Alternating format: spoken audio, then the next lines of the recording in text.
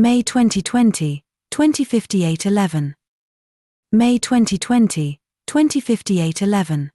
1. Choose any two of the following passages from the Quran, and 1a. Briefly describe the main themes in each passage. 4. 1b. Briefly explain the importance of these themes in a Muslim's life today. 4. A. Themes. 1, 2, 30-37. These verses describe the story of the purpose of creation of humankind and its superiority over other creatures due to the gift of knowledge. God told his angels about appointing his vicegerent Khalifa on the earth. He also told them the reason of the elevated status of Adam, who was granted the knowledge of the names of all things. Angels were then commanded by God to prostrate before Adam. All obeyed God except Iblis, who, driven by arrogance, disobeyed God. This proves that Iblis was not an angel but a jinn. Adam and his wife Eve were sent to paradise for a comfortable living as well as testing their free will. Their Iblis, now titled Satan, successfully persuaded them to disobey God, as mentioned in another surah. Then began Satan to whisper suggestions to them. 7:20, Al-Raf. Repentance of both was, however, accepted by God, who asked them to shift to the earth for a new phase of life. Muslims are thus instructed to beware of Satan in order to strengthen their relation with God. 2. Surah 93. This is an early Makkan surah that was revealed after a break of many days in revelation. It is close in date to surahs 89 and 92, and the imagery drawn from the contrast of night and day is common to all three. The Prophet began to think that God had become displeased with him. This feeling got stronger when his Makkan enemies began to mock him. Abu Lahab's wife Jamil tauntingly said, "Your God has forgotten about you." In such conditions, God sent this surah and explained the wisdom behind the break by comparing the coming of revelations with the glorious morning light, and a pause in revelation with the dark night. He was given the good news of success in future after some initial hardships in his mission. His future success proved this. God's reassurance is mentioned in terms of his past blessings on the Prophet. He arranged for his upbringing as an orphan child and improved his financial status by way of marriage with Hazrat Khadija. The future support is linked with kindness towards the poor and the orphans as an act of reciprocation. 3. Surah 108. Theme of this surah is God's special love and care for the Holy Prophet. This is the shortest surah revealed in the early Makkan period. The Prophet was mocked by the Makkans on the death of his second son, Abdullah, from Hazrat Khadija. On hearing this, his uncle Abu Lahab came out of his house saying, "Batara Muhammadan," that means Muhammad has been cut off, of future hope. Other pagans also began to mock him. The Prophet then received this surah that gave him the glad tiding of their abundance. The word abundance carries multiple meanings that include the moral qualities of the Prophet, his followers, the prophethood, the Quran, his knowledge and wisdom. It also refers to a specially blessed river in paradise that he had seen in his Miraj journey. He, and by his way all Muslims, were asked to establish regular prayer and to develop the spirit of sacrifice so that he could continuously strengthen his bond with God and to get constant divine support. The last verse promised destruction of the Prophet's enemies, who are no more remembered in a good way. B. Importance of the themes. 1, 2, 30-37. These verses tell Muslims about God's wisdom behind creating Adam as first human as well as first prophet who received divine guidance. Thus began the history of humankind and the institute of prophethood. Humans, because of God's bounty of knowledge, began to dominate the world in all domains of life. However, due to their free will, they may go astray under the satanic temptations. Therefore, God made arrangements for their guidance to the right path. Muslims need to acknowledge the purpose of their creation, their supreme status as well as Satan's enmity towards them. All humans are born pure, but it's Satan who can misguide them. Muslims, therefore, should be grateful to God, and be alert about their perpetual enemy, Satan. They should also remember that if they commit sins but express repentance on it, they can hope forgiveness by God. This is testified by this Hadith Qudsi, "Truly my mercy overcomes my wrath." 2. Surah 93. The surah teaches Muslims to endure hardships and challenges with an unshaken faith in God. The contrast of day and night in the first 2 verses is quite meaningful. The morning light is soothing and comfortable, while the night is marked by stillness and silence. However, both have a role to play. Humans spend a busy day and then take rest at night. The Holy Prophet was tested by God on several occasions in order to strengthen his faith and his special relation with God. Eventually, he became a living model of excellence for his followers. He remained steadfast throughout his prophetic mission so that ordinary Muslims should also retain their faith in God. With an easy and trouble-free life, we cannot learn how to be patient. Patience and perseverance are always rewarded by God. This reassurance is given in another verse, so verily with every difficulty there is a relief. 94:5 Al-Inshirah. In order to be blessed by God's bounties, Muslims are taught to take care of the unsupported people around them. 3. Surah 108. This passage, like Surah 93, teaches Muslims to have faith in God's support that surely reaches the noble people. The Holy Prophet was assured of abundance in the face of persecutions in Mecca. Muslims need to remember this surah in times of difficulties. They should not worry about their losses but instead should focus on whatever God has given them. God's greatest blessing on Muslims is that they are the Ummah community of the last messenger of God who was given the last divine book, the Quran. They should be thankful to him for this great favor. They should try to comprehend and follow the teachings of Quran in order to avail the abundance of its spiritual and moral benefits. They should remember God in all circumstances. The best way of remembering him is regular prayer as commanded by the Quran, and establish regular prayer in order to remember me. 2014, Toha.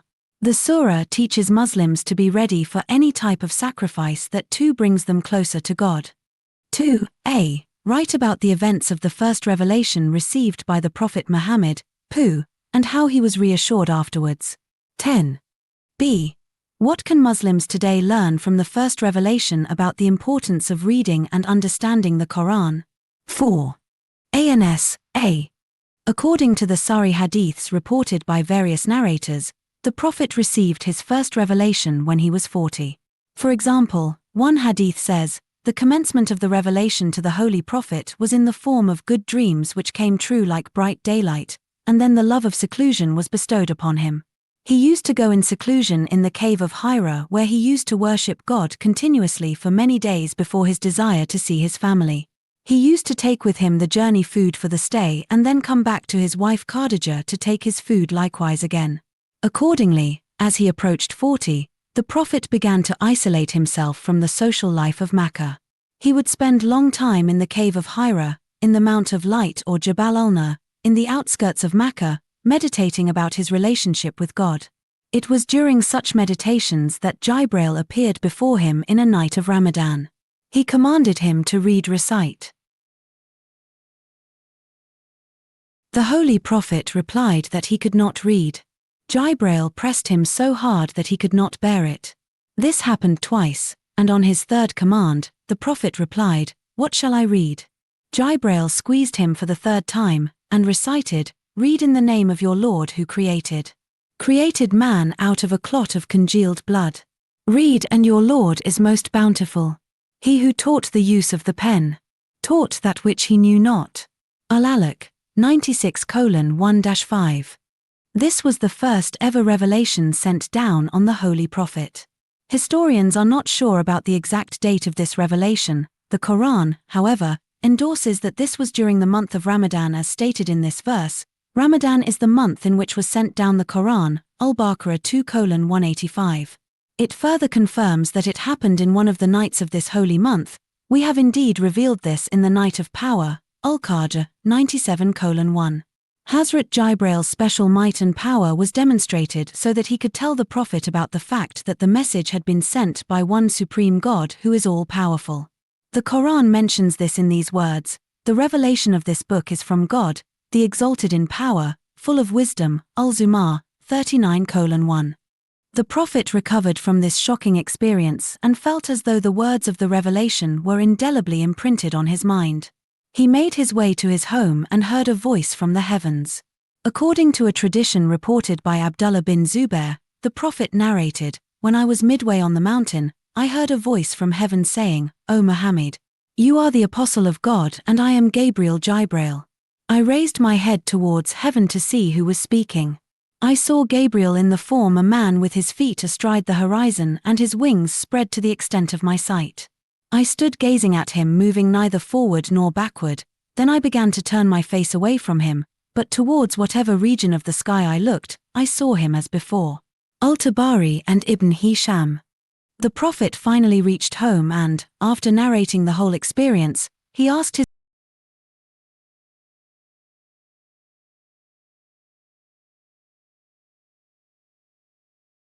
Hazrat Khadija went back and told the Prophet all details. Later, she took him to see Waraka himself. Waraka warned Hazrat Muhammad of the hardships of his mission, and predicted his exile from Makkah. When the Prophet expressed his fear of hearing unseen voices, Waraka said, "If you hear the hidden voice again, stay and listen to what it says." The Prophet received no revelation for the next 6 months, and remained quite disturbed during this period. B.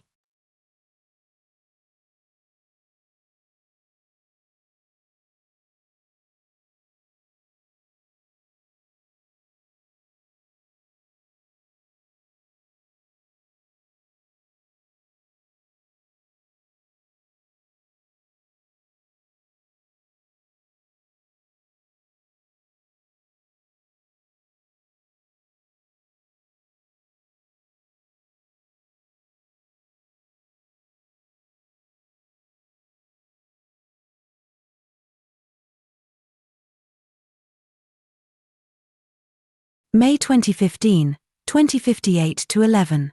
1. Chose any two of the following passages from the Quran, and A. Briefly describe the main theme.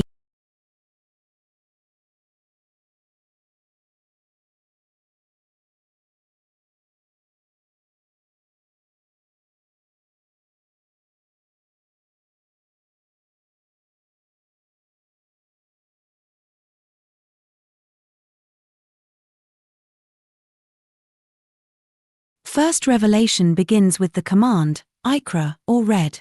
This means how much God is concerned about reading and understanding His message. The Quran, being the last divine revelation, contains rules of conduct of individual Muslims and their community. Recitation of the Quran carries reward, and has a spiritual impact on the hearts of its readers. However, understanding its meanings is more important. It teaches Muslims the ways of earning God's pleasure. The Quran tells its readers the purpose of living, and what God expects from Muslims. In this regard, God declares in the Quran, "This, Quran, is an insight to humanity, a guide and a lesson to the pious." 3:138, Al-Imran, the best means of understanding the Quran is its tafsir, that gives a detailed explanation of the Quranic teachings, and that is more helpful for all. Understanding its teachings guarantees success in both the worlds. 3a. The Prophet, Pu, went to spread Islam in Tarif. Write about the background and details of this event. 10b. Giving examples, show how Muslims can practice forgiveness in their lives. 4a.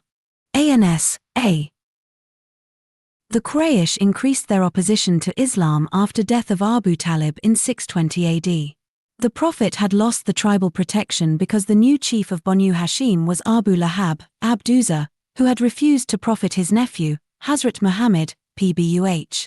Moreover, the spread of Islam almost completely stopped in Makkah after the end of the boycott imposed on Banu Hashim. The Prophet surveyed the prevailing scenario and chose another important town of Hijaz, Al-Taif, located about 60 miles southeast of Makkah. This town was inhabited by the powerful tribe, Banu Tarkif, that was the custodian of the temple of their goddess, Al-Lat. Banu Tarkif were rivals of the Quraysh of Makkah. Their town comprised many gardens and orchards, and the Prophet hoped a welcoming response by the tribe. He was accompanied by his Sav Hazrat Zaid bin Horita. The Prophet rode his camel to the house of the 3 tribal chiefs, the sons of Amr bin Umayyah. When the Prophet invited them to Islam, they turned violent. One of them said, "If God sent you, I will tear down the hangings of the Kaaba." The Prophet decided to address the tribe directly, but the chiefs appointed a rabble of slaves and hooligans to hurl stones at both in order to drive them out of their city.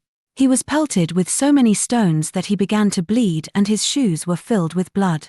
Hazrat Zaid, too, was wounded while protecting the Prophet. Finally, both of them left the city and reached a vineyard owned by the Shamsite chiefs of Makkah, Uthba, and Shayba. The Prophet tied his camel to a palm tree and sat beneath the shade of a vine. The owners of the orchard were perhaps moved by the spirit of clanship and sent their Christian slave, Adders, with a tray of grapes.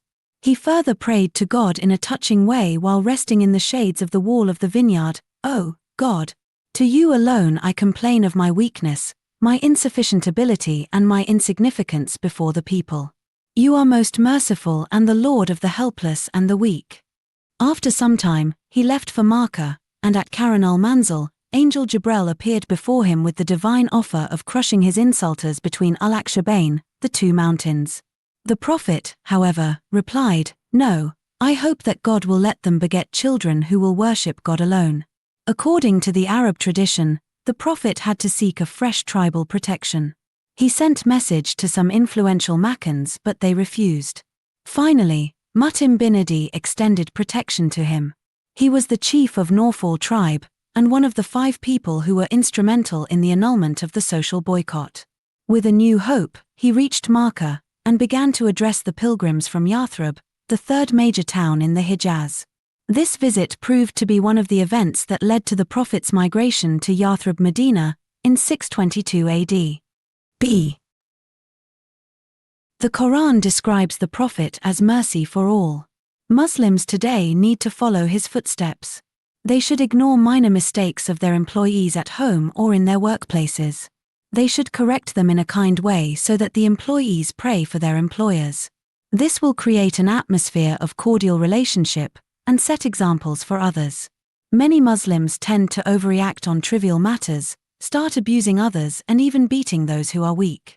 They should recall to their minds the examples of the Prophet. They should, accordingly, demonstrate generosity of heart by forgiving those who have misbehaved with them. They should not breed grudge against anyone. God admires such an attitude of forgiveness. Those who spend in God's way, who restrain their anger and forgives others, God loves such good doors. 3:134 Al-Imran. 4a. The Battle of the Trench, Kandak, was fought in 627. Give an account of the main events that took place. 10. B. What can Muslims learn from this, even about taking advice from others? 4. Ans. A. Battle of the Trench, Kandak. The Battle of Kandak Trench Allies was fought in 627 AD 5 AH, and it was the last Makkan assault on Medina. The Jews of Banu al-Nadir had been expelled from Medina due to their conspiracies and an attempt to kill the Prophet. Their leaders Saulam bin Abi al-Hukayk, Huyay bin Akhtab, Kinana bin al-Rubi and others instigated the Quraysh to raise an army of allies against the Prophet. Assured of the Quraysh support, they visited the Ghatafan tribe and persuaded them to join the anti-Muslim alliance. The Banu Asad, an ally of the Banu Ghatafan, also joined them. Other tribes that joined the alliance were Banu Fazara, Banu Murrah, Banu Ashjar, Banu Sulaim and other smaller Najdi tribes. The whole army consisted of around 10,000 troops. The army was divided into 3 regiments. Wa'ina bin Hizn Fazari led the Ghatafan forces, Talha led the Banu Asad, while Abu Sufyan was the supreme commander. Uthman bin Talha was the flag-bearer. The Prophet came to know about this by some men of the Banu Quza, his friendly tribe in Makkah. He evaluated the Muslim strength and realized that he could raise only 3,000 troops that were no match to the army of the allies. He quickly consulted his companions. Hazrat Salman Farsi suggested the digging of a ditch around Medina, a Persian defensive war tactic employed when the invading army greatly outnumbered the defending army. The idea appealed the Prophet and he surveyed the defense of Medina. Eastern, southern and western sides of the city were protected by hills, buildings and palm groves. Therefore, the trenches were dug on the Syrian or northern side of Medina. The Prophet and his 3,000 companions worked together to dig the trenches for 8 days while suffering a lot of hunger and thirst. Hazrat Jabir bin Abdullah had 1 saree of barley and a lamb. He invited the Prophet, who came with his companions. Hazrat Jabir got worried as he saw so many guests. However, he reported the Prophet's miracle in these words, "I swear by God that all of them ate to their fill and yet our pot was brimming over just as before." Sahihain. Collectively, the trenches measured 5.5 kilometers in length, 9 meters in width, and 4.5 meters in depth. However, at one place it remained a little bit narrow. The companions worked diligently while the hypocrites would escape without seeking the permission of the Prophet. The Quran mentions this quality of the companions as, "Only those are believers who believe in God and His Messenger. When they are with him on a matter requiring collective action, they do not depart until they have asked for his leave." 24 hours 62 minutes, Ulna. When the Allies reached, they were greatly disappointed. They had come to fight, and get back quickly to Mecca after destroying Islam. However, they were forced to lay a siege around Medina. The Quran mentions the scene in these words, "Behold, they came on you, from above you and from below you." 33:10, Al-Ahzab.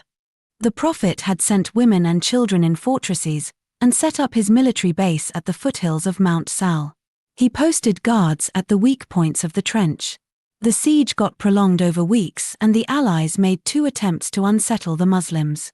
Firstly, a band led by Ikrimah bin Abu Jahl, Amr bin Abd Wud and Nawfal bin Abdullah crossed the trench with some other troops. They were all repulsed by Hazrat Ali, Hazrat Sa'd bin Mu'adh and others. Hazrat Ali killed Amr and Nawfal, and wounded Ikrimah. Secondly, the Jews of Banu Qurayza attempted to join the Allies to attack Muslims from both sides. The Prophet, however, was alert and kept the 2 parties apart using his intelligence service. He appointed a small detachment near their forts to watch their activities. Nuaym bin Marzud, the Ghatafan chief, played a key role in the intelligence service. He had secretly become a Muslim. He had a strong influence on both the Jews and the Quraysh. He successfully sowed the seeds of suspicion in the minds of Banu Qurayza and the Allies so that they could not make a deadly alliance against the Muslims. The Allies, in the meantime, hurled stones and arrows on the Muslims but could not get any major breakthrough. As the siege prolonged, difficulties of the Allies increased with the death of their camels.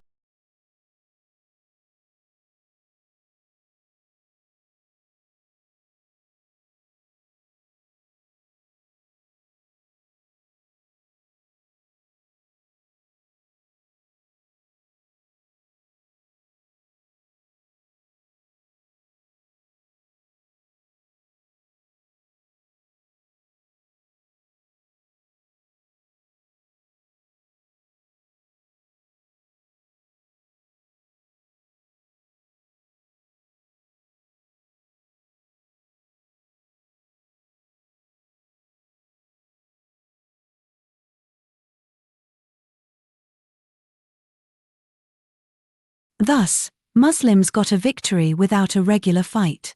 Only 4 or 5 Muslims were killed against many pagans. The chief of the Aws tribe, Hazrat Sa'd bin Mu'adh, died of fatal wounds.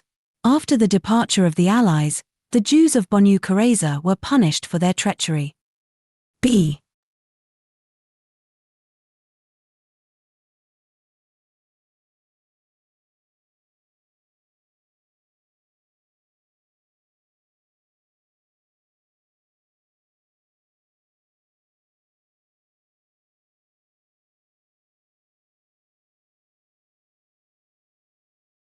As the siege prolonged, difficulties of the Allies increased with the death of their camels and horses one day or the other. After about 3 weeks, the divine intervention decided the fate of the siege. One night, stormy winds began to blow and continued for many days. The Allies, perhaps waiting for such an excuse, decided to lift the siege. This is referred to in the Quran, "But we sent against them a hurricane, and forces that you did not see." 33:9, Al-Ahzab. Thus, Muslims got a victory without a regular fight. Only 4 or 5 Muslims were killed against many pagans. The chief of the AWS tribe, Hazrat Sa'd bin Mu'adh, died of fatal wounds. After the departure of the Allies, the Jews of Banu Qurayza were punished for their treachery. B. The Prophet set an example of seeking advice from his companions on all important matters. The Quran also highlights the significance of such consultation as, and take counsel from them, other Muslims, in matters of importance, and when you are resolved put your faith in God. 3:159, Al-Imran. Muslims should understand the wisdom behind this tradition of the Prophet. They should learn the lesson that any person who is subordinate to them can give them a better advice in challenging times. Such an advice may prove dramatically beneficial for them. If a Muslim community faces difficulties, its head should consult all members about the solution regardless of their status in the community. The advice should be valued without a biased image of the advisor. The objective, in such situations, should be the collective welfare and progress of all the members of the community. 5a. Write an account of the life of the Prophet's companion Abu Bakr during the Prophet's lifetime. 10b. Abu Bakr used his wealth to help others. How can Muslims follow his example today? 4a. Hazrat Abu Bakr was a rich merchant of Banu Taym branch of Quraysh. The Prophet is reported to have met him in Darul al-Nadwa when both were quite young. He became a close friend of the Prophet as he led a pious life even during the Jahiliyyah age of ignorance. The Prophet acknowledged Hazrat Abu Bakr's quickness for conversion by saying, "Whenever I invited people to God, everyone thought over it and hesitated at least for a while except Abu Bakr, who accepted my call the moment I put it before him." The Prophet changed his name from Abdul Kaba to Abdullah. His titles were Abu Bakr, Al-Siddiq and Atiq. He performed meritorious services for Islam. He purchased and set slaves free in then way of Islam, e.g. Hazrat Bilal and Hazrat Zanira, the Roman slave girl who had been believed to torture by then pagans. Hazrat Abu Bakr suffered persecutions and once, when he saved the Prophet in the Kaaba, he was pulled by his hair. On another occasion, he was beaten together with Hazrat Talha.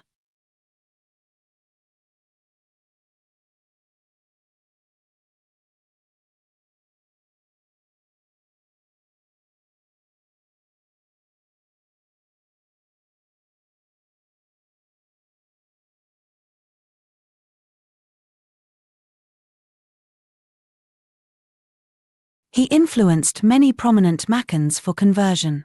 They included Hazrat Uthman, Hazrat Talha, Hazrat Zubair, Hazrat Abu Ubaidah and Hazrat Abdurrahman bin Auf. When the Prophet narrated his experience of Mi'raj, Hazrat Abu Bakr was the first one to have believed in it. The Prophet granted him the title Al-Siddiq, witness to the truth. Shortly before the Hijrah, he gave his daughter Hazrat Aisha in marriage to the Prophet.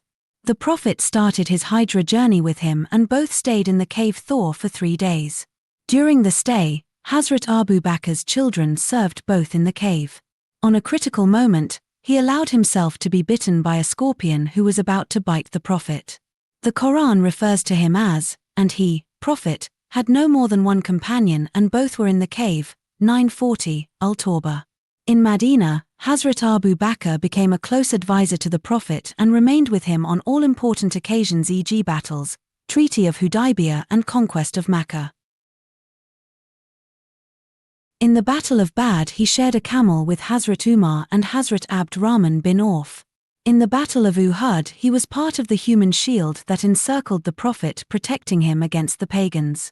In the Battle of Hunain, he called the fleeing Muslims back to the battlefield. He placed all his wealth at the disposal of the Prophet and said, "For my family I have left God and his Prophet." When Hajj became obligatory, the Prophet appointed him Amir-i-Hajj to lead the Muslims. During the last days of his life, he made him Imam to lead the daily prayer. Hazrat Abu Bakr was the one who declared the demise of the Prophet and then calmed down the Muslims by saying, "Whoever among you worshipped Muhammad, let him know that Muhammad is dead. But whoever worshipped God, let him know that God is alive and will never die." Then he decided this verse, "And Muhammad is just a messenger. There had been messengers before him." 3:144 Al-Imran. B. Rich Muslims can follow the examples of generosity set by the well-off companions of the Prophet, like Hazrat Abu Bakr. They can initiate a project that will continue to benefit several Muslim generations. This will bring them the reward of ceaseless charity. Such projects include setting up a charity hospital or a school or an orphanage. They can donate money to a family that is facing financial constraints in getting their girls married. They can marry girls belonging to poor families. The Prophet guaranteed paradise to those who bring up an orphan. I and the one who brings up an orphan will be in paradise like this. Then he pointed to his index finger and the middle finger. Thus, they should help those daily wages who have been afflicted by the COVID-19 pandemic. This calamity created serious economic problems for many. Such noble acts enjoy the blessing of God in both the worlds.